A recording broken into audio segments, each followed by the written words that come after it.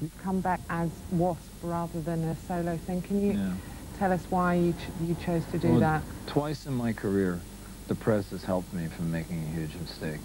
And this is the second time of the two, because when I came over last time, I was promoting a best-of album that we had. And I told everybody, I said, there'll be no more W.A.S.P after this. And when I got back home, the fan mail that came in over that was not overwhelming, it was violent. And the response that was there made me start thinking about a couple of comments that some people had made, that W.A.S.P weren't so much a group of people as it was an idea. Maybe something like Jethro Tull, or what Dave Coverdale's done with Whitesnake or something like that. So I started thinking about, yeah, maybe it's not, you know, the sum of the parts that makes it what it is. Maybe it's, you know, as long as the focus or a focus is there, then it can continue to be what it is. So I thought, okay, fair enough. And like I said, I come close to making a huge, huge mistake, so I owe you guys a big debt for that. Thank you.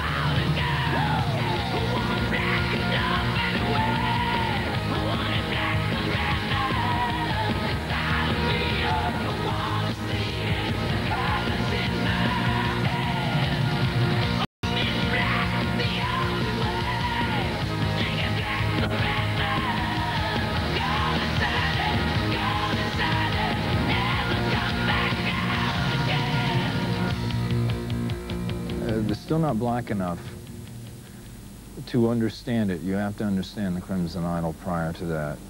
And even maybe before that, the Headless Children, because the three of them I look at as almost a trilogy. One could have, you know, every preceding one could have not happened without the one before it, you know, so. Still not black enough is a direct result of the trauma of making the Crimson Idol. So if that's the case, then, like I said, it's much more highly personal than the one before that. So it's, like I said, it's cheap therapy. I feel at this point I'm all right now. You know, I'm ready to move on with another phase of my life. But it's not just the demons of the past. I mean, I'm a human being just like anybody else. You know, I almost got married. That didn't happen. And, you know, you go through all that stuff, and it's just like, after a while, you know, and you got to, like, figure out who you are again. Because when you've been in any kind of relationship, I've never been in one of these before, so it's like I'm a novice to this, you know. I didn't realize I had to find out who I was again after it was all over, you know, because you get used to being with somebody or whatever, and you compromise and you do all that stuff, and you wake up one day and you go, who the hell am I, you know?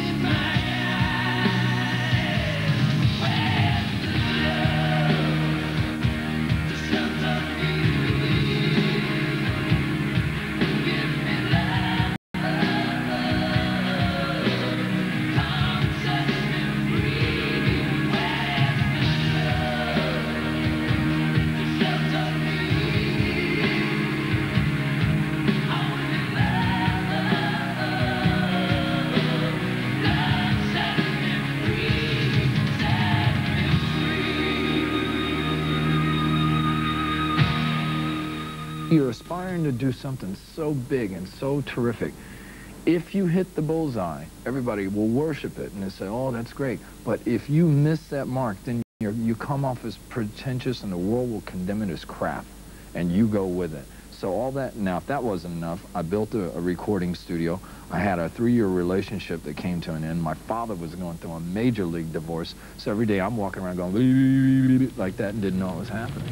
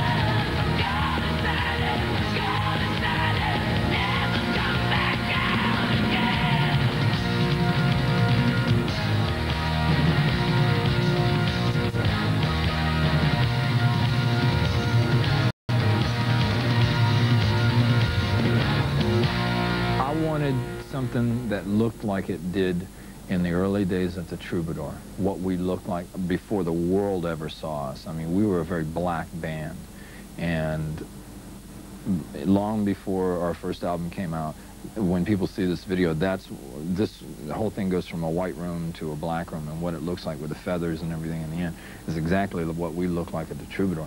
And by the time the world had seen us, we had progressed into something else that was getting out of control. We're starting to become a circus, and we're losing some, and not some by our hand, but a lot because the media too was pulling us in a direction where it was taking us out of what the initial thing was. I mean, W.A.S.P. initially were very dark and very moody. We brooded, you know. It's like Chris said it the best. He said, you know, he says W.A.S.P. are for rather highly emotional individuals. You know, he says, we don't need other people coming into the mix.